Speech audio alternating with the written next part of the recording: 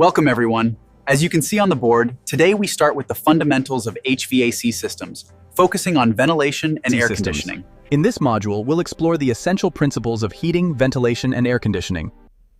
HVAC stands for heating, ventilation, and air conditioning. Environments.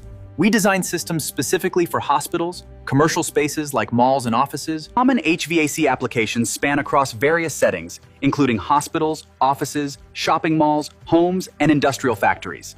Heating systems work by generating thermal energy and distributing it throughout the space. As this animation shows, the warm air circulates to maintain comfort. We'll start by looking at furnaces and boilers, understanding how they operate. Then we'll move over to heat pumps and their applications. Today we're diving into the core heating systems, furnaces, boilers, and modern heat pumps. Understanding these is crucial for the HVAC professional. Fresh air enters while stale air exits. This improves the indoor air quality.